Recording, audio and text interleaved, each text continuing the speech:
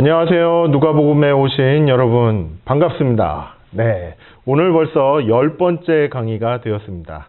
총 13가지, 13개의 강의가 진행이 될 예정인데 벌써 10번째 강의 시간을 우리가 맞이하게 되었습니다. 오늘은 이제 예루살렘으로 가는 길 4번째 시간인데요. 예수님께서 갈릴리 지역에서 사역을 이렇게 시작하셨다가 예루살렘으로 가시는 그 과정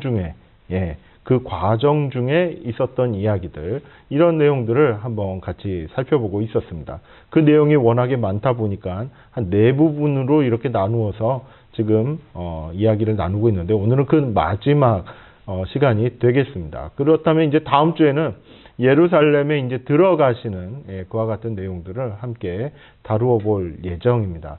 자, 오늘 이 시간에 예루살렘으로 가는 길 중에 예수님께서 하신 말씀과 가르침, 그리고 어떤 사역들이 있었는지 한번 살펴보겠습니다. 자, 본문의 내용은 누가복음 17장 20절에서 19장 28절까지의 말씀인데요. 총 한 5가지 정도로 이렇게 구분을 해보고자 합니다. 첫 번째는 이제 인자가 나타나시는 날에 대한 이야기인데, 예수님께서 이제 이렇게 다시 오시는 그와 같은 시간대에 어떤 상황들이 펼쳐지는지, 또 무엇을 좀 더 주의해야 될지 다시 한번 이렇게 다루는 내용들이 좀 나타나 있습니다.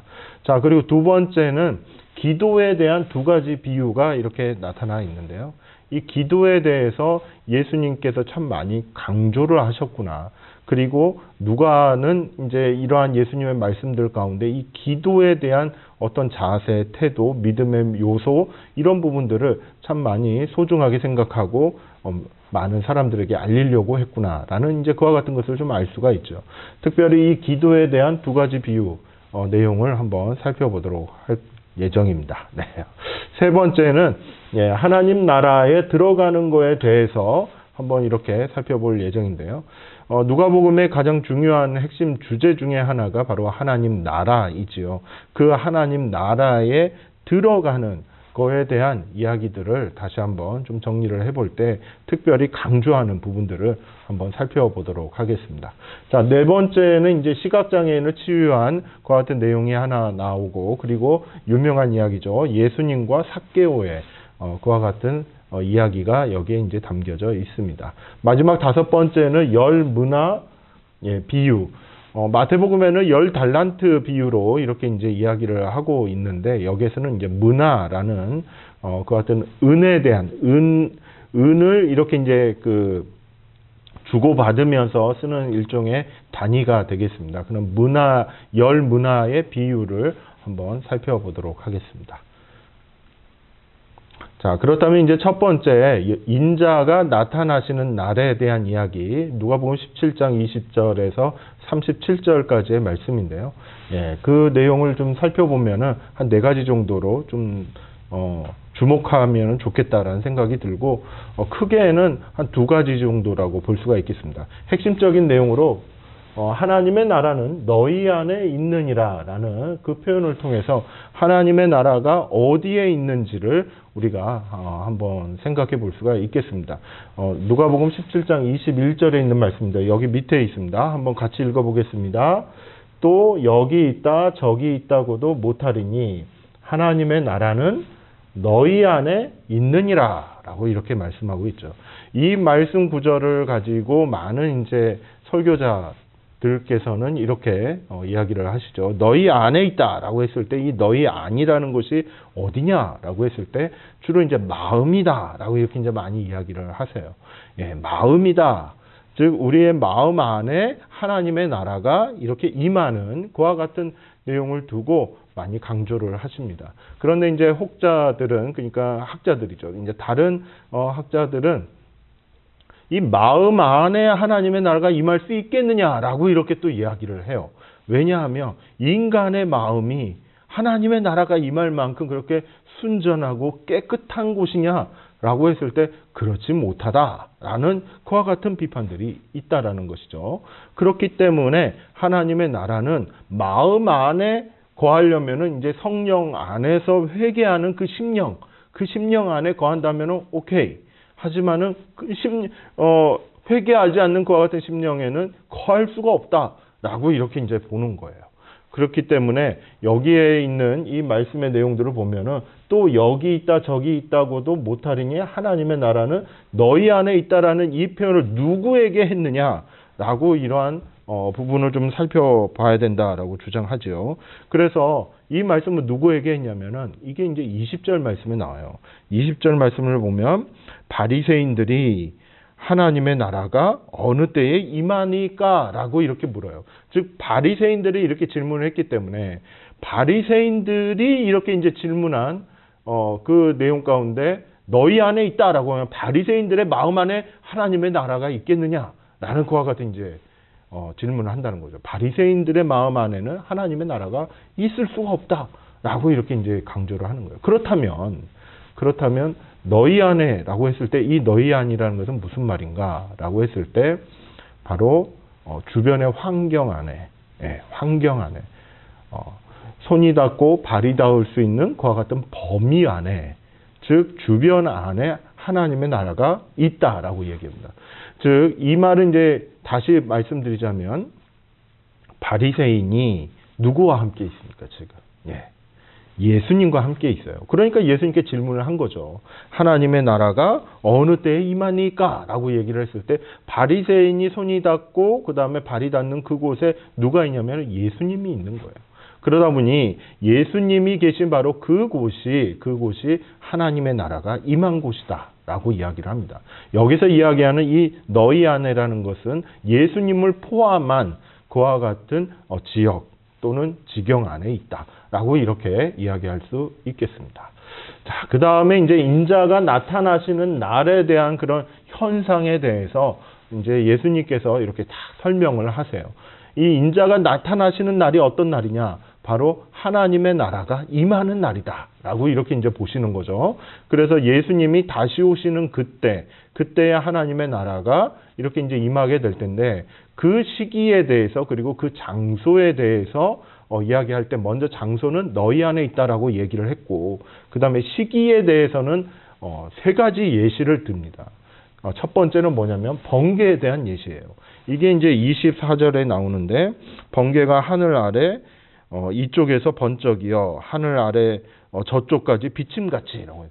번개가 번쩍이는 그와 같은 것처럼 하나님의 나라가 인자가 이렇게 임하게 될 것이다 라고 이렇게 얘기를 하는 거죠. 그 다음에 노아의 때에 대해서 이야기를 합니다. 17장 26절에 있는 말씀인데요. 노아의 때에 된 것과 같이 인자의 때에도 그러하리라 라고 얘기해요. 그러면서 노아의 때에 대해서 이제 무슨 얘기를 하시냐면은 그게 이제 27절에 나오죠.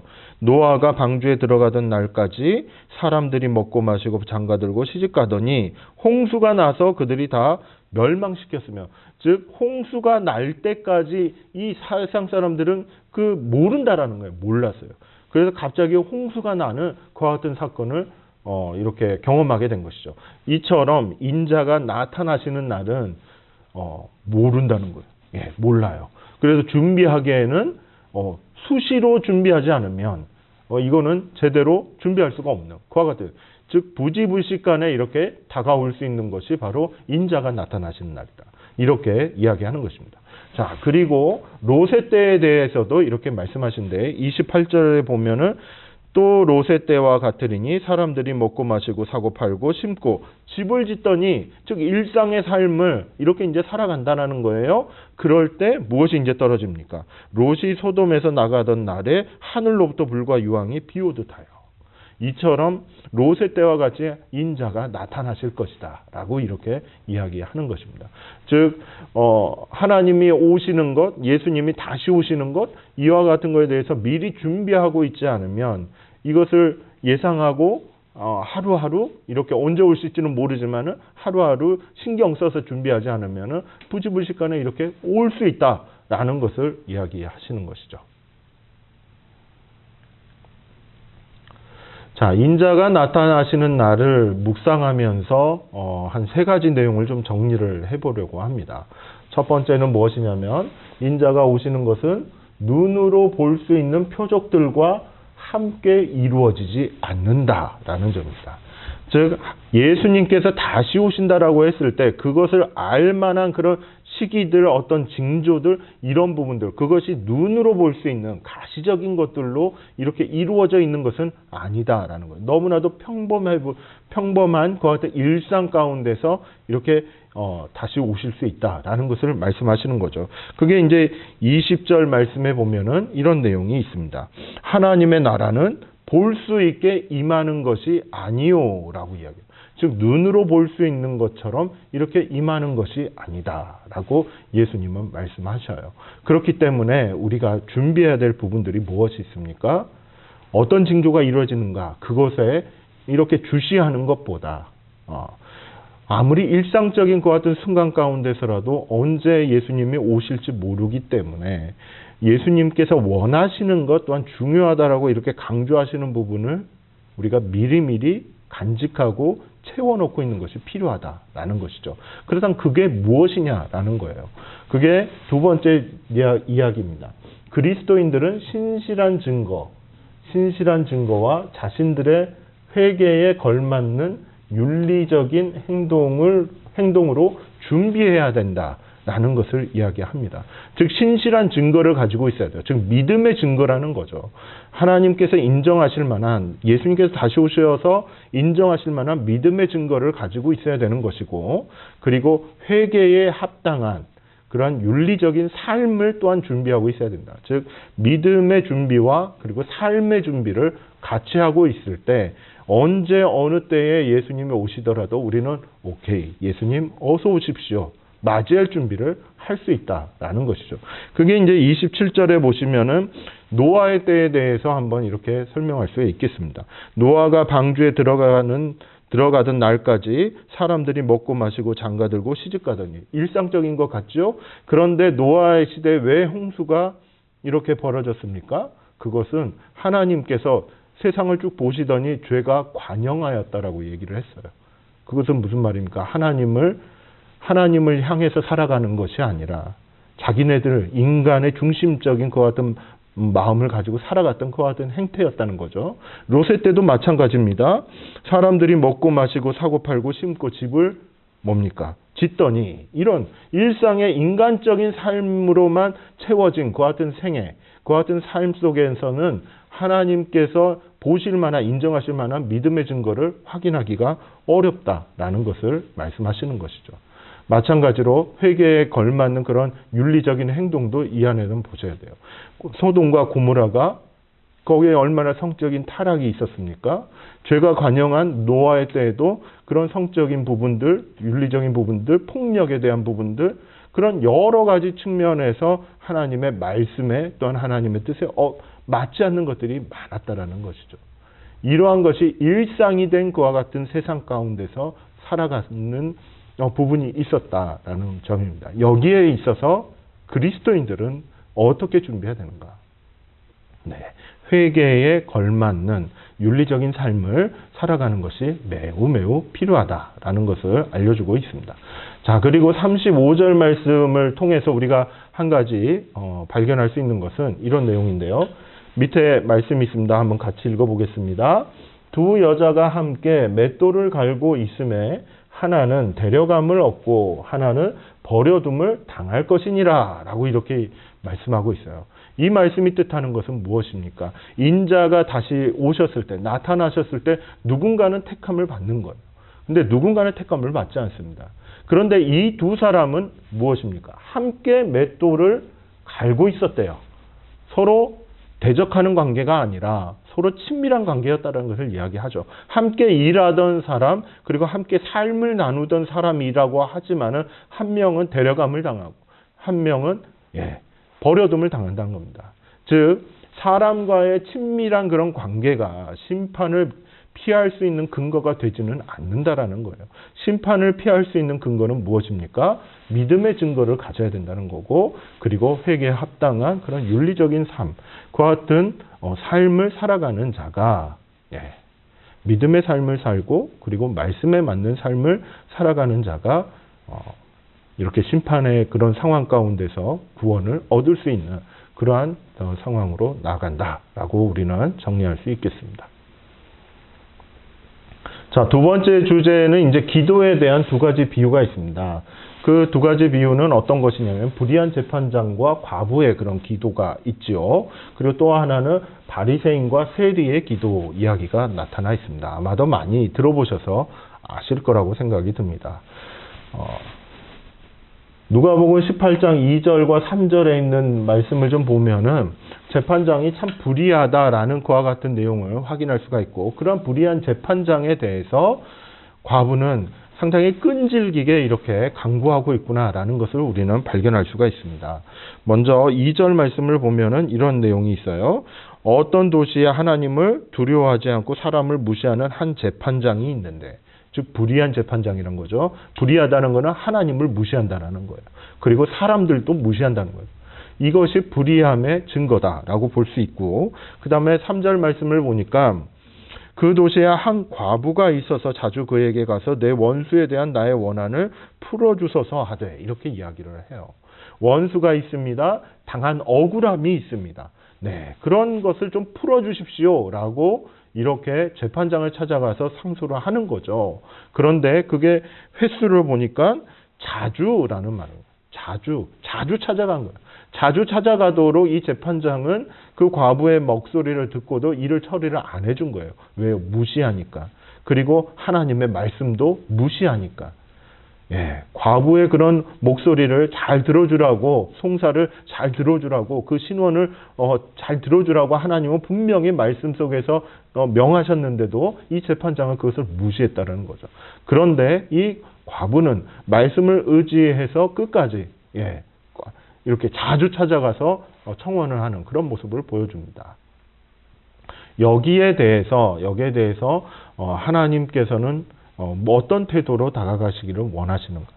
즉, 이 과부의 이런 끈질긴 강구의 태도를 통해서 예수님께서 알려주시고자 하는 것은 바로 기도는 항상 기도하고 낙심하지 말아야 된다라는 것을 분명하게 강조하고 있습니다. 그게 18장 1절에 있는 말씀이에요. 예수께서 그들에게 항상 기도하고 낙심하지 말아야 할 것을 비유로 말씀하여 라고 하시면서 이 비유가 바로 이 불의한 재판장과 과부의 그런 끈질긴 강구가 담겨있는 비유의 이야기를 쭉 이야기를 하시는 것이죠. 그러면서 18장 7절 말씀에 하나님의 그런 마음에 대해서 이렇게 설명을 하십니다. 18장 7절 말씀을 한번 읽어보겠습니다. 하물며 하나님께서 그 밤낮 부르짖는 택하신 자들의 원한을 풀어주지 아니하시겠느냐, 그들에게 오래 참으시겠느냐라는 거예요. 이 불의한 재판장이라고 할지라도 끈질기게 기도하는 이 과부의 목소리를 듣고 어떻게든 이제 귀찮게라도 이렇게 귀찮다 하면서도 풀어준다라는 것이죠. 해결을 해주려고 한다라는 것이죠. 이런 불의한 재판장도 그렇게 하니까 하나님도 더더욱 그러실 것이다 라는 것을 말씀하는 것입니다. 즉 그 밤낮 부르짖는 택하신 자들의 원한을 풀어주시는 분이 바로 하나님이시다라는 것을 이 비유의 말씀을 통해 알려주시는 거죠. 두 번째 비유는 바로 독선적인 바리새인과 불의한 세리의 기도의 그런 내용이 나타납니다. 바리새인은 상당히 독선적인 사람으로 이렇게 등장하고 있고, 세리는 죄를 좀 많이 지었죠. 네, 그때 당시에 있어서 이스라엘 사회 가운데서 상당한 인정받지 못할, 사회적으로 받아들일 수 없는 그런 죄악들을 짓고 살아가는 사람들이 바로 세리였다라고 우리는 알 수 있습니다. 그런데 여기에서 한 가지 이제 봐야 될 거는 하나님은 누구를 의롭다라고 이렇게 보시느냐라는 거예요. 그게 이제 18장 14절에 보시면은 이 사람이 의롭다 하심을 받고라고 이렇게 이제 표현하고 있습니다. 18장 14절 말씀을 한번 읽어보겠습니다. 내가 너희에게 이르노니 이에 저 바리새인이 아니고 이 사람이 의롭다 하심을 받고 그의 집으로 내려갔느니라 라고 이렇게 이야기를 해요. 그 말은 무슨 말입니까? 예, 독선적으로 나 이런 거 잘했습니다. 저 세리와 같이 살지 않도록 해주셔서 감사합니다 하면서 이렇게 기도했던 그 바리새인보다 저는 죄인입니다. 저는 부족한 자입니다. 불쌍히 여겨주십시오. 이렇게 기도한 세리가 의롭다라고 이렇게 얘기를 하는 거예요. 그렇다면 의로움의 기준은 무엇일까요? 예. 의로움의 기준은 내가 참 잘했습니다. 이렇게 자랑하는 것이 아니라 의로움의 기준은 겸손함에 있다라고 이야기하는 것이죠. 즉 자기를 높이는 것은 의로움이 아니라는 겁니다. 자기를 낮추는 것이 의로움이다라고 하나님께서는 알려주시는 겁니다. 자, 이 기도에 대한 이 두 가지 비유의 내용을 이렇게 묵상하면서 한 세 가지 내용을 한번 살펴보고자 합니다. 첫 번째는 무엇이냐면 하나님은 정의를 요구하고 최종적으로는 공경에 빠진 자기 백성의 정당함을 입증해 주실 것이다 라는 점입니다. 이 과부, 끈질긴 그런 강구를 하는 이 과부가 처한 위치는 뭐였냐면은 처지는 바로 원한이 쌓였다라는 것입니다. 억울함이 쌓여져 있다라는 것이죠. 즉 정의롭지 못한 그와 같은 세상 가운데서 피해를 입은 그와 같은 아주 가련한 여인의 그러한 모습을 가지고 있었다는 겁니다. 여기에 대해 하나님께서는 어떠한 태도로 다가가시냐면은 정의를 실현하시는 분이시다라는 거죠. 그리고 최종적으로는 공경에 빠져 있는 택하신 자, 자기 백성의 그런 정당한 그런 요구와 그런 정당한 삶을 회복시켜 주시는 그와 같은 하나님의 모습이다라고 이렇게 이야기하는 것입니다. 그렇기 때문에 끈질긴 강구를 해야 되는 시점은 무엇입니까? 억울할 때 하는 겁니다. 억울할 때. 저 이거 필요합니다 라고 이렇게 강구할 때가 아니라 저 이것 때문에 힘듭니다. 이것 때문에 참으로 억울한 상황에 놓였습니다. 하나님의 말씀대로 이러한 정의를 이루어 주십시오. 라고 이렇게 강구하면서 하나님과 함께 끈질기게 나아가야 된다는 것이죠. 그러한 삶 가운데서 때로는 많이 힘들고 지치고 그리고 오랫동안 이렇게 고통을 받을 수 있습니다. 그 와중 속에도 하나님과 함께 동행하시며 승리의 길로 이끌어 가실 수 있다라는 것을 끝까지 붙드셔야 된다라는 것이죠. 자, 두 번째 내용은 과부에게 유일한 소망은 재판관이었습니다. 비유상에서 그랬죠. 그런데 그리스도인의 유일한 소망은 바로 하나님이시다. 정의를 이루시는 하나님, 그리고 우리의 원한을 풀어주시는 하나님. 그와 같은 하나님을 바라보는 그러한 모습이 바로 이 끈질긴 강구를 통해서 나타나게 된다라는 것이죠. 즉 소망을 붙들고 사는 자는 인내하는 힘이 그 소망으로부터 나옴을 알고 있습니다.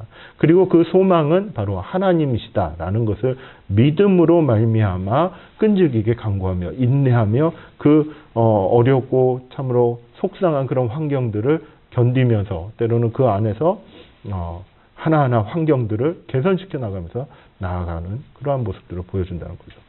이 세상이 결코 정의롭지 않다라는 것은 우리가 살아오면서 많이 경험을 해옵니다. 근데 이러한 부분에서 우리가 피해를 당한 피해자의 그런 모습 가운데 있다라고 했을 때 우리가 어떤 방식으로 그런 피해당한 상황을 대처할 것인가. 여기에 우리가 반드시 확인해야 될 것은 소망은 하나님께 있다. 그리고 정의는 하나님께로부터 나온다. 라는 그 점을 끝까지 붙잡고 끈질기게 강구하는 모습이 필요하다라고 이렇게 정리할 수 있겠습니다. 세 번째 내용은 이제 바리새인과 세리는 같은 수준이 아니라 버림받은 죄인이 더 의롭다 여김을 받았다라는 그 점이 눈여겨보실 필요가 있다라는 겁니다. 바리새인과 세리가 있습니다. 객관적으로 봐서는 바리새인이 훨씬 더 나은 삶을 살았고 그리고 훨씬 더 존경받는 삶을 살고 있죠. 그런데 하나님 앞에서는 버림받은 죄인인 이 세리가 더 의롭다 이렇게 여김을 받았다라는 그 점을 여러분 꼭 보셔야 됩니다. 그렇기 때문에 하나님 앞에서는 누가 의롭다함을 인정받는 존재인가 다시 한번 살펴보자니 바로 이 18장 14절에 있는 말씀처럼 이 뒷부분이 있죠. 무릇 자기를 높이는 자는 낮아지고 자기를 낮추는 자는 높아지리라. 하나님을 기준으로 했을 때 내 자신을 낮추는 그와 같은 훈련이 필요하고 그리고 진정한 그런 낮춤의 모습을 하나님 앞에 보여드려야 된다는 것이죠. 이거는 기도를 통해서 가능한 것입니다. 기도를 통해서 가능한 것이다. 즉 사람들 앞에서 낮추고자 하는 그와 같은 태도보다도 골방에 들어가서 하나님 앞에 진실되게 기도하는 모습이 그 모습이 하나님께 인정을 받는 그러한 길로 나아갈 수 있다라는 것을 우리는 다시 한번 생각해 볼 수 있겠습니다. 자, 세 번째 주제는 이제 하나님 나라에 들어가는 것에 대한 이야기입니다. 여기에 대해서도 한 두 가지 정도를 살펴볼 수가 있는데요. 첫 번째는 하나님의 나라가 이런 자의 것이니라 라고 18장 16절 말씀에 이렇게 이제 전하고 있습니다. 그 내용을 좀 한번 살펴보겠습니다. 예수께서 그 어린아이들을 불러 가까이 하시고 이르시되 어린아이들이 내게 오는 것을 용납하고 금하지 말라. 하나님의 나라가 이런 자의 것이니라 라고 이야기합니다. 하나님 나라에 들어가려면 어떠한 부분들을 신경 써야 되는가 라고 이렇게 얘기할 때 등장하는 인물이 바로 이 어린아이와 같다. 이 어린아이가 등장한다는 거죠. 근데 이 어린아이는 실제로 원어상으로 봤을 때 10살, 11살 초등학생 연령대가 아닙니다. 7세 미만의 영유아를 가리킨다라고 보시면 되겠어요. 이 영유아 시기에 있어서 이 어린아이의 특징에 대해서 여러분들이 한번 잘 살펴보시면 좋을 것 같습니다. 그런데 물론 영유아 시기라고 하지만은 이때에 이들이 아주 순수하고 아주 깨끗하고 아주 죄 하나도 안 짓는 그와 같은 존재다. 라고 이렇게 얘기하기는 어렵습니다. 왜냐하면 자기만 아는 그런 부분들도 있지요.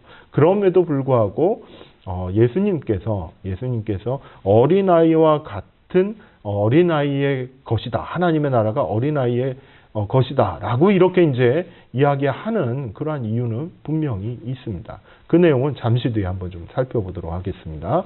자, 그리고 두 번째 하나님 나라에 들어가는 거에 대해서 살펴볼 만한 주제는 바로 낙타가 바늘기로 들어가는 것이 부자가 하나님의 나라에 들어가는 것보다 쉬우니라 라고 이렇게 얘기를 하죠. 즉 재물에 대한 태도를 이야기합니다. 재물에 대해서 어떠한 태도를 가지느냐가 하나님 나라에 들어가는 것에 있어서 굉장히 핵심적인 요소로 작용할 수 있다라는 것이죠.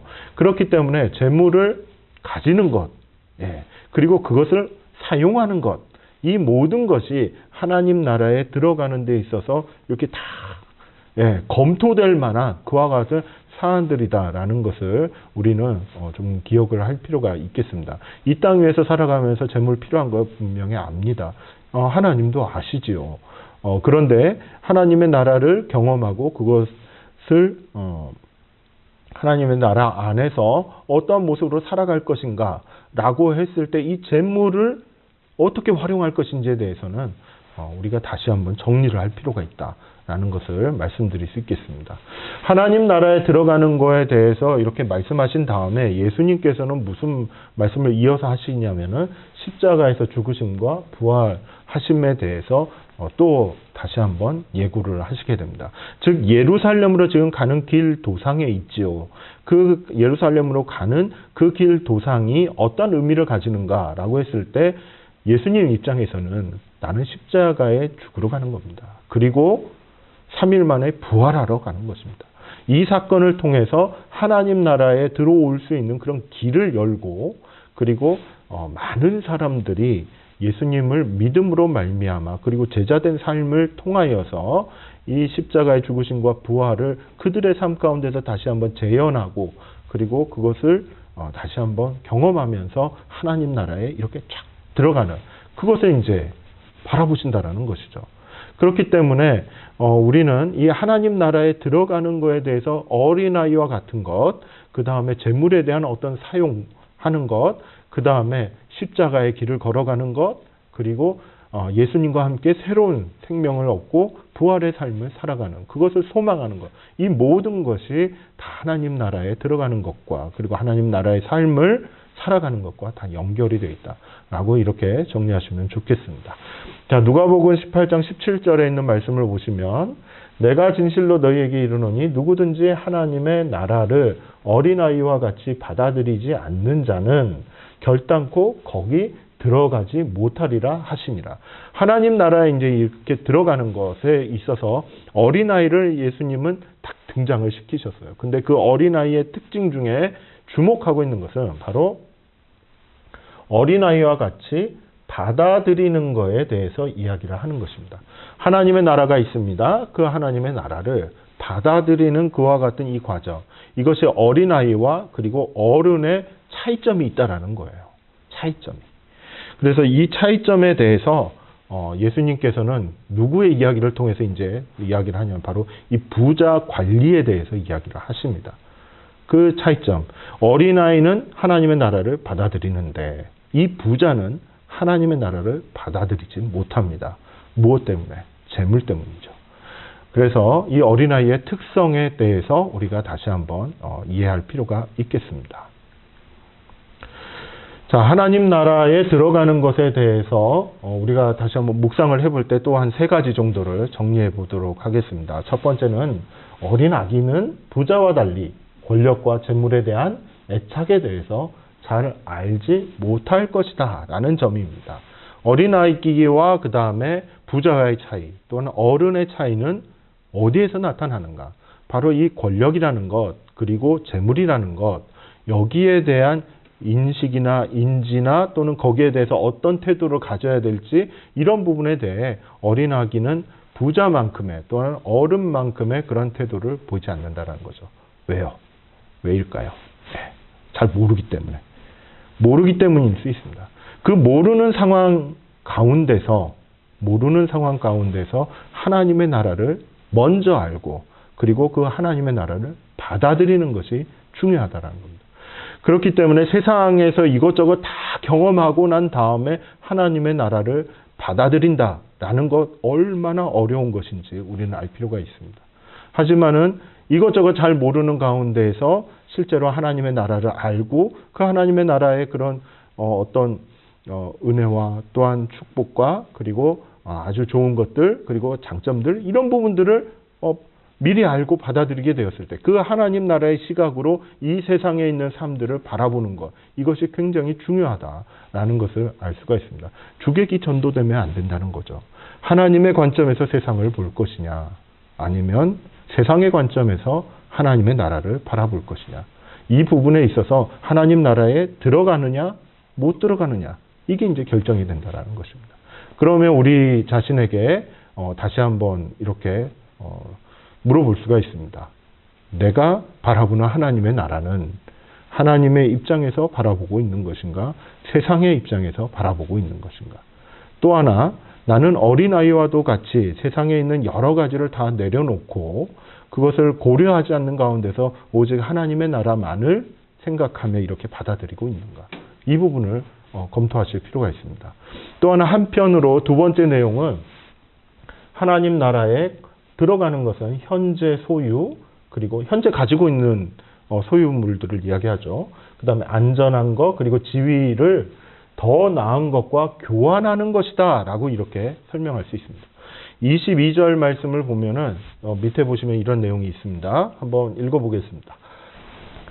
예수께서 이 말을 들으시고 이르시되 내게 아직도 한 가지 부족한 것이 있으니 내게 있는 것을 다 팔아 가난한 자들에게 나누어 주라. 그리하면 하늘에서 내게 보화가 있으리라. 그리고 와서 나를 따르라 하시니 라고 이렇게 이제 전하고 있습니다. 이 말씀에 따르면은 예수님께서는 하나님 나라에 이렇게 들어가는 것과 무엇으로 이렇게 이해를 하고 계시냐면은 바로 내게 있는 것을 다 팔아 가난한 자들에게 나눠주라 라는 것과 연결을 짓고 있습니다. 즉 지금 가지고 있는 어떤 재물 그리고 지금 가지고 있는 것들을 바꾸라는 것인데 무엇으로 바꾸는 것이냐면은 바로 가난한 자들에게 나눠주는 것과 바꾸는 것입니다. 그렇다면은 이 지금 가지고 있는 것보다 더 소중한 것을 가지기 위해서 이걸 이제 실천을 하는 것인데 즉 하나님 나라가 이렇게 추구하고 있는 어떤 나눔과 그리고 어떤 화평과 그리고 이렇게 하나됨 그리고 가난한 자들의 어떤 회복 그리고 그들의 삶 가운데 있는 하나님의 은혜 하나님의 역사 하나님의 정의를 이루는 것 이 모든 그와 같은 가치들을 위해서 지금 내가 가지고 있는 소유물 그리고 안전한 것 그리고 지위 이런 것들을 이러한 가치들과 하나님 나라의 가치들과 바꿀 수 있느냐의 문제를 지금 부자에게 이야기하시는 거죠. 그것을 바꿀 수 있다라고 한다면은 그는 하나님 나라에 들어가게 되는 것입니다. 그런데 바꾸지 못했기 때문에 그는 근심하면서 떠나게 되는 것이죠. 그래서 하나님께서 생각하시는 그 하나님의 나라의 그 가치, 이런 부분들이 무엇이 있는지 이것을 여러분 다시 한번 생각해 보시면 좋겠습니다. 우리가 세상을 알 만큼은 또 아시는 분들이 많이 있잖아요. 이 강의를 들으시는 분들은 대체적으로 연세가 이제 좀 많으신 분들이 있습니다. 네. 젊은 층보다는 적어도 50대 이상의 그런 연세가 있으신 분들이 많이 들으시는데, 사실 세상을 어떻게 살아왔는지 그 과정들을 이미 다 알고 있고 무엇이 필요한지 이 세상을 살아가는 데 있어서 꼭 이것만큼은 꼭 지켜야 돼 하는 것들을 누구든지 다 알고 있을 것입니다. 그런데 그거와 비교해서 하나님 나라의 가치가 이렇게 대비를 해보았을 때 그걸 하나님 나라의 가치로 내가 이거 바꿀 수 있느냐의 여부, 이거는 상당한 기도와 그리고 상당한 고민이 필요한 주제일 수 있습니다. 이 부분에 있어서 여러분 하나님 앞에서 기도하며 때로는 결단하는 것이 필요하다라는 것을 말씀드릴 수 있겠습니다. 자, 그래서 22절에 있는 이 말씀의 내용들을 좀 살펴보면은 가난한 자들, 가난한 사람들을 돕고 복음을 전파하기 위해서 재물을 사용할 수 있어야 한다라는 것을 구체적으로 제안할 수가 있겠습니다. 즉 하나님 나라에 들어가기 위해서 더 나은 가치를 이렇게 추구하는 것인데, 지금에 있는 그런 소유물들과 지금에 있는 지위를 활용하는 데 있어서 그것을 아예 다 내버려 두고 이렇게 쫓을 것이냐, 이 부분을 이야기한다기보다 지금 가지고 있는 것을 어디에 사용을 할 것이냐라는 겁니다. 무엇을 위해서 그것을 활용할 것이냐에 대한 부분이라는 것이죠. 재물을 사용하는 것도 재물을 갖다 뭐 다 버려야 된다, 이런 개념이 아니라 가지고 있는 재물을 무엇을 위해서 사용할 것이냐, 그리고 내가 지금 지위에 따른 어떤 권력을 가지고 있을 때 그런 권력을 활용을 해서 무엇을 이루어갈 것이냐에 대한 부분이다라는 것이죠. 여기에는 상당한 갈등과 그리고 도전이 필요한 부분이기도 합니다. 여기에 함께 하시는 분이 바로 하나님이라는 것을 우리가 좀 기억하면서 내가 지금 이 상황에서 추구해야 될 가치가 무엇인지, 하나님 나라의 가치 중에 무엇을 추구해 가야 될지, 이 부분을 한번 기도하시면서 결정하시는 것도 필요해 보인다 생각이 들어집니다. 자, 네 번째 주제로 다룰 수 있는 것은 바로 이제 시각장애인을 치유하시는 예수님의 모습이 나타나고, 그리고 예수님과 삭개오 간의 그런 대화의 모습이 있습니다. 이 두 가지 이야기를 통해서 우리가 살펴볼 수 있는 것은, 먼저 시각장애인을 치유하시는 그런 장면을 통해 시각장애인의 그런 태도를 보았을 때 끈질기게 자비를 구하고 있는 모습이 이렇게 나타나 있습니다. 누가복음 18장 39절에 있는 말씀인데요. 한번 읽어보겠습니다. 앞서가는 자들이 그를 꾸짖어 잠잠하라 하되 그가 더욱 크게 소리질러 다윗의 자손이여 나를 불쌍히 여기소서 하는지라 라고 이렇게 이제 전하고 있습니다.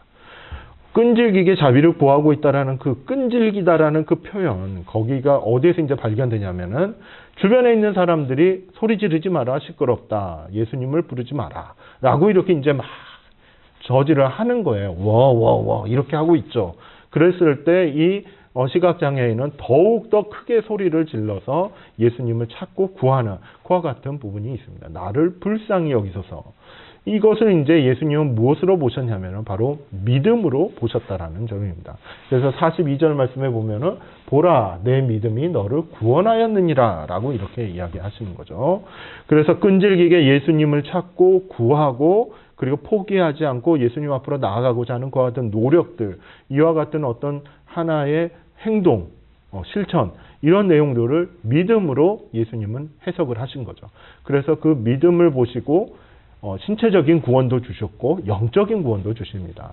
눈을 띄어서 이렇게 볼 수 있도록 하시면서 그들의 영혼도, 그 영혼도 하나님의 나라의 백성으로, 아브라함의 백성으로 이렇게 삼으시는 그런 내용이 나온다는 것이죠. 두 번째, 이제 예수님과 삭개오의 그런 관계 속에서 보여지는 것 중에 우리가 주목할 만한 것은 바로 삭개오가 공개적으로 회개를 하는 그런 장면이 나옵니다. 이게 이제 19장 8절에 있는 말씀인데요. 그 내용을 한번 읽어보겠습니다. 삭개오가 서서 주께 여짜오되 주여 보시옵소서 내 소유의 절반을 가난한 자들에게 주겠사오며 만일 누구의 것을 속여 빼앗은 일이 있으면 네 갑절이나 갚겠나이다. 이렇게 이제 공개적으로 다른 사람들이 다 듣는 자리에서 그렇게 나 이렇게 하겠습니다. 가난한 사람들에게 빼앗았던 거 다 돌려주겠습니다. 그것도 4배나 이렇게 돌려주겠습니다. 라고 공개적으로 회개를 하는 그런 장면이 나오죠.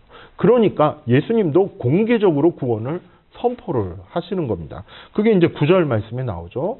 9절 말씀을 보면 예수께서 이르시되 오늘 구원이 이 집에 이르렀으니 이 사람도 아브라함의 자손이미로다 라고 이렇게 이제 공개적으로 구원이 임했다라고 선포를 하시는 장면이 나옵니다. 참된 회개가 무엇인가? 그리고 그 참된 회개의 결과로 얻을 수 있는 것이 무엇인가? 여기에 대해 이 삭개오의 이야기는 상당히 많은 부분을 알려주고 있다라고 볼 수 있겠습니다. 시각장애인의 치유하는 모습과 그리고 예수님과 삭개오의 그런 사건 이야기를 묵상하면서 또 한 3가지 정도 이렇게 한번 정리를 해보도록 하겠습니다. 첫 번째는 뭐냐면요. 믿음은 통찰로 이어지며 그 통찰은 예수님을 따르는 것으로 그리고 구원으로 하나님을 찬양하는 것으로 이어진다라는 거예요. 그래서 통찰이라는 표현을 제가 좀 썼는데요. 이 통찰이라는 표현을 쓸 수밖에 없는 것은 바로 이 시각장애인이 어떻게 해서 예수님을 찾고 예수님을 부르짖게 되었는가. 보이는 것이 없지만은 그는 들을 수 있었기 때문에 그 들리는 소식에 대해서 예수님에 대한 어떤 생각들과 그리고 그 상황에 대한 예수님이 오고 있다는 그 상황에 대해서 자신이 어떻게 행동을 해야 될지에 대해서 결단을 내리고 그렇고 이렇게 이제 다가가는 것을 볼 수가 있다는 거죠. 이것을 통틀어서 통찰이다라고 이렇게 표현하는 것입니다.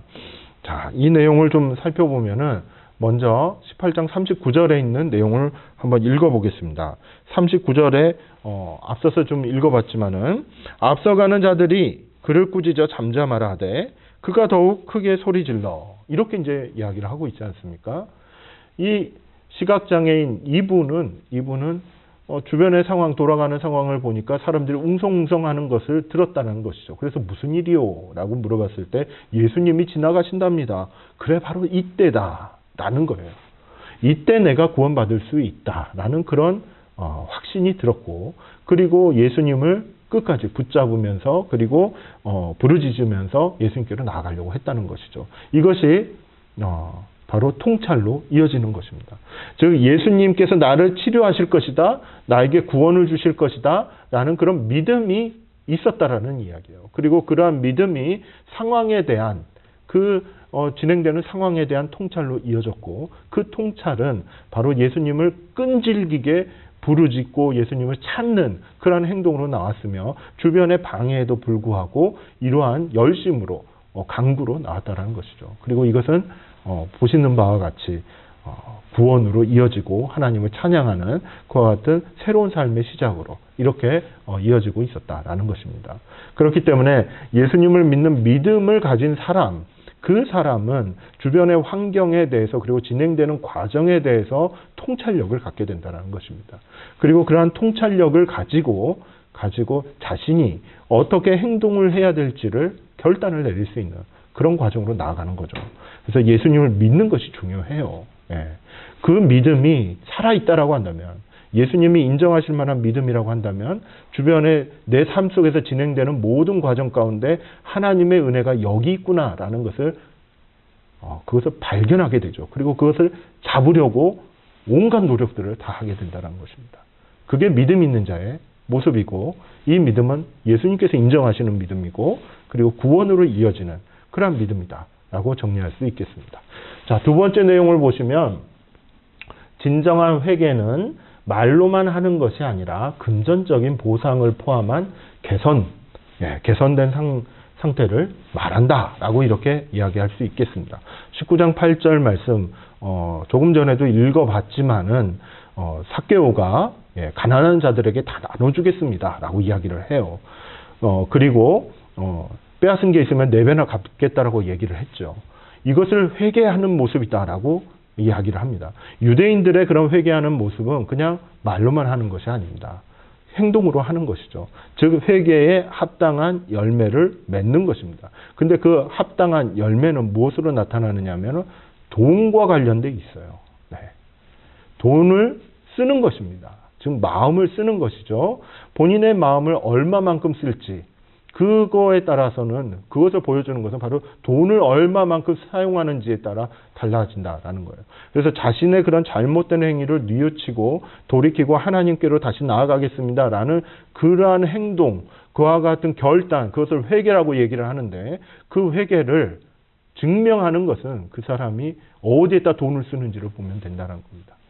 그래서 삭개오가 보여주는 그런 진정한 회개는 실질적으로 물질적인 부분에서도 행동의 부분에서도 말에 대한 부분에서도 모든 부분에서 전반적인 그런 돌아섬, 개선 이런 것들이 일어났다라고 이렇게 보여줄 수 있겠습니다. 우리도 회개하는 삶이 순간순간마다 있지요.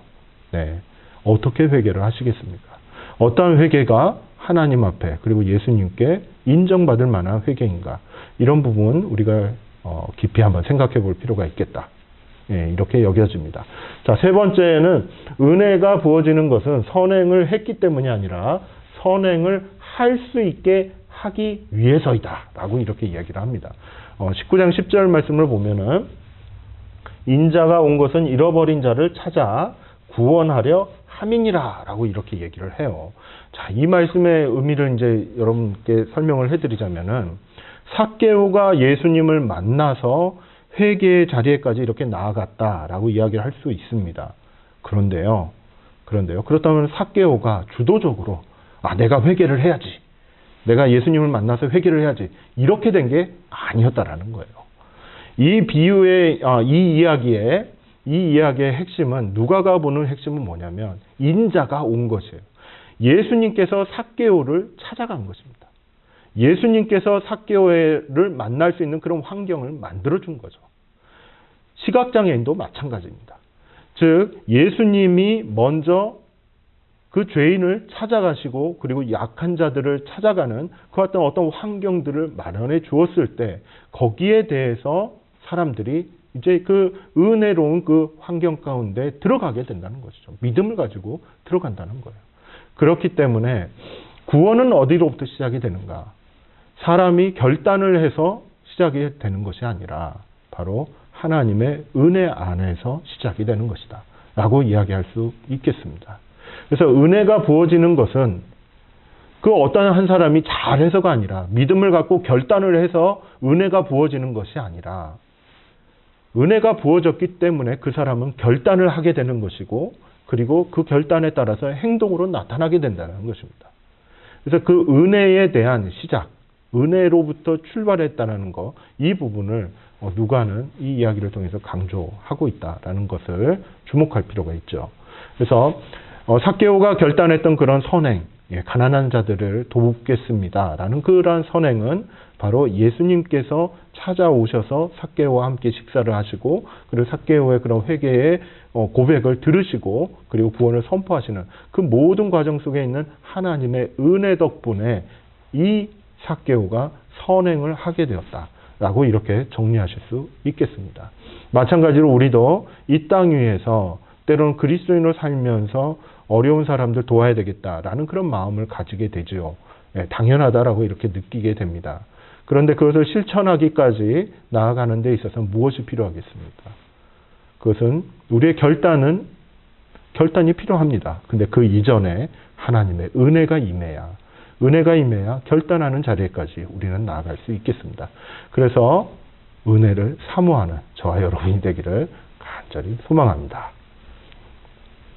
자, 다섯 번째 주제, 마지막 주제인데요. 열무나 이야기입니다. 19장 11절에서 28절까지 말씀인데요. 나라를 받기 위해 떠나며 종들에게 위임하는 장면이 나옵니다. 여러분 이 이야기를 듣다 보면은 무엇이 이제 생각이 나냐면 사실 10달란트 이야기가 생각이 납니다. 그거와 이렇게 비교해서 생각해 보셔도 되겠습니다. 여기에 등장인물은 사실 귀인입니다. 귀한 사람이죠. 그런 귀한 사람이 나라를 받기 위해서 떠나게 되고 그리고 종들에게 본인이 했던 일들을 이렇게 위임하면서 맡겨줍니다. 거기에 대한 이제 자료가 바로 이 열 문화를 이렇게 이제 나눠주는 그러한 내용이 이제 나오는 것이죠. 중간에 미워하는 이가 있었습니다. 그 귀인에게는 미워하는 이가 있어서 왕위를 받지 못하도록 방해하는 세력도 있었지만은 그 귀인은 그 미워하는 이들을 극복하고 드디어 왕위를 받아서 돌아오게 됩니다. 즉 왕이 되어서 돌아오게 된다는 것이죠. 예수님께서 다시 돌아오는 그것을 연상하게끔 합니다. 다시 돌아오셔서 종들과 결산을 하게 됩니다. 그리고 원수들을 처벌하는 그와 같은 내용이 나오죠. 그리고 이제 마지막 28절에서는 예루살렘을 향해서 뚜벅뚜벅 앞서서 걸어가시는 예수님의 모습이 나오고 있습니다. 자, 여기에서 이제 예수님께서는 어떤 부분을 좀 말씀하고 싶으셨을까라는 것을 다시 한번 좀 생각해 볼 때, 열문학 이유와는 조금 좀 다른 이야기일 수 있겠지만은 예수께서 이 말씀을 하시고 예루살렘을 향하여 앞서서 가시더라라는 이 말씀을 통해서 우리가 한 가지 생각해 볼 수 있는 것은, 예수님께서 예루살렘으로 가시는 그 도상에서 생각하셨던 것이 무엇인가? 무엇을 바라보시면서 가셨을까? 전부 다 생각하신 거예요. 네. 어디까지 생각하셨냐면 십자가에서 죽어야 되겠다. 이거 생각하셨고 3일 만에 부활할 것이다. 생각하셨고, 그리고 승천할 것이다. 생각하셨고, 다시 올 것이다. 것까지 다 생각하셨던 거예요. 그것을 다 보시고 난 다음에 십자가의 길을 뚜벅뚜벅 앞서서 이렇게 가시는 하나님의 모습, 그 예수님의 모습을 우리는 발견할 수가 있습니다. 자신의 그런 인생의 길, 그리고 앞으로의 길을 쭉 바라보시면서 걸어가시는 그 예수님을 우리가 한번 생각해 볼 때, 실제로 우리가 예수님을 닮아간다라고 하죠. 예. 그렇다면 우리의 앞날에 대해서는 얼마만큼 우리가 이렇게 정리를 하고 살아가고 있는가에 대해서 좀 생각을 해보면은, 지금 이 순간에도 한 번쯤 말씀을 통해서 내가 앞으로 무엇을 실천해야 될지 하나하나 이렇게 그 단계적으로 하나하나 정해놓은 것도 필요하지 않겠나라는 생각이 들어집니다. 예수님께서는 예루살렘에 가시는 이유가 분명했습니다. 하지만 그 이유는 세상 사람들과 그리고 제자들과의 그런 생각과는 전혀 다른 십자가에서 죽으심, 부활하심, 이것을 위해서 가시는 거죠. 예. 그것을 향해서 가시는 그러한 부분을 보았을 때, 우리의 인생의 길에 있어서도 하나님께서 원하시는 것이 과연 무엇인가? 주변에 있는 사람들이 원하는 것도 있겠죠. 그런데 하나님이 나에게 원하시는 건 무엇인가? 이것을 향해서 십자가의 길이라고 할지라도 내가 갈 수 있겠는가? 여기에 대해 우리는 다시 한번 생각하게 됩니다. 더군다나 예수님께서 다시 오시는 것을 우리는 알고 있고, 그것이 언제인지는 잘 모르지만 준비해야 될 것까지도 알고 있습니다. 그런 이야기들을 이렇게 열문화 비유를 통해서 예수님께서는 쭉 다 얘기를 하시고 난 다음에 또 가시는 거예요. 제자들에게 알려주시면서. 여기에 대해서 우리가 좀 느껴지는 부분들이 있지 않을까요? 우리 자신도 예수님 다시 오셨을 때 무엇인가를 좀 준비해 놓은, 인생의 길을 걸어가면서 준비해가는 그런 부분들을 다시 한번 또 생각하게 됩니다.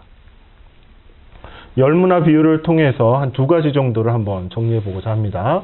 하나님의 나라는 당장에 오는 것은 아니지만 시간이 걸리더라도 오게 될 것이다 라는 것을 이야기하고 있습니다.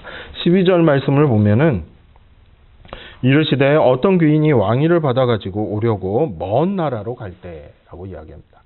먼 나라로 갈 때 시간이 좀 걸립니다. 돌아오기까지는 하지만은 예수님은 다시 오신다라는 것을 여기서는 암시하고 있죠. 이 부분이 내 삶에 어떤 의미가 있는지 다시 한번 정리해 보기를 바랍니다. 두 번째는 하나님의 나라가 오게 되면 결산할 것이 있다라는 적이고, 거기에는 상과 벌이 결정될 수 있다라는 것을 이야기합니다. 이 부분에서 우리가 좀 생각해 봐야 될 것은, 무엇을 가지고 결산할 것인가 라고 했을 때, 예수님은 왕위를 가지러 이렇게 이제 떠나가실 때 맡겨주신다는 거예요. 맡겨주신 거 가지고 이것을 어떻게 활용했는지에 대해서 결산하신다라는 것을 말씀하십니다. 즉, 예수님은 이미 가 계시죠. 그래서 언젠가 오실 거예요. 근데 우리에게 맡겨주신 게 있다는 겁니다. 그 맡겨주신 것이 무엇인지를 우리는 확인을 해야죠. 그리고 그 맡겨주신 것을 어떻게 활용을 하고 있는지 우리의 삶을 다시 한번 돌이켜봐야 된다는 것입니다. 그래서 예수님께서 다시 오셨을 때 우리가 상을 받을지 아니면 책망을 받을지, 이 부분을 우리 자신도 준비를 할 필요가 있다라는 것을 꼭 기억하셨으면 좋겠습니다.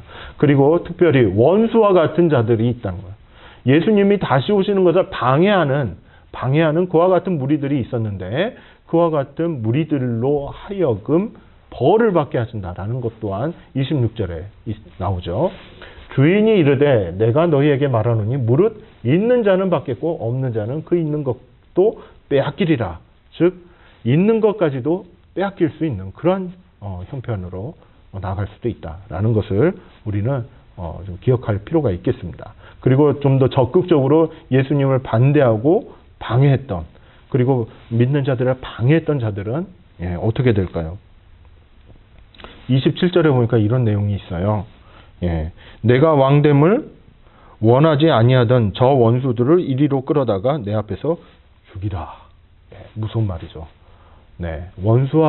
원수처럼 그렇게 행동을 하고 그렇게 살았던 자들은 예수님께서 처벌을 하신다라고 분명하게 선언하신 내용입니다. 자, 이와 같은 이제 말씀들을 좀 기억을 하면서 예수님은 십자가상의 그 길을 가시기 위해 예루살렘으로 이렇게 이제 가시는데 그 가시는 도중 가운데 제자들에게 정말 많은 것들을 알려주기 시작하십니다. 앞으로 어떻게 될지 그리고 예수님께서 다시 오실 때까지 무엇을 준비하고 있어야 될지 어떤 부분들에 집중해야 될지 하나님 나라에 들어가는 것에 대해서는 어떻게 무엇을 신경 써야 될지 이런 것들을 하나하나 비유의 말씀을 통해서 때로는 실천적으로 때로는 논쟁을 통해서 이렇게 꼼꼼하게 말씀하시는 그러한 예수님의 모습을 우리는 확인할 수 있겠습니다. 자, 오늘 강의는 이제 10번째 강의로 예루살렘으로 가는 길 4번째 시간이었습니다. 이제 앞으로 11강, 12강, 13강 이렇게 이제 3번이 남았어요. 이 3번의 이제 강의를 통해서 여러분 예루살렘에 계신 예수님 고난당하시고 죽으시고 부활하시고 승천하신 모습들 이제 이런 내용들을 앞으로 좀 살펴보고 그리고 마지막 그 13번째 강의 시간대에는 누가복음 전체적으로 강조하고 있는 아주 중요한 주제들 이것은 이제 신학적인 주제라고도 이제 얘기할 수도 있겠습니다. 우리의 삶 가운데 적용할 수 있는 아주 중요한 그런 핵심적인 주제들을 한번 정리하는 그런 시간을 좀 가져보려고 합니다. 여러분 지금까지 잘 오셨고 앞으로도 이제 한 3주 남았어요. 여러분 열심히 가시면서 예수님과 함께 하나님의 나라를 꿈꾸며 함께 이렇게 걸어가셨으면 좋겠습니다.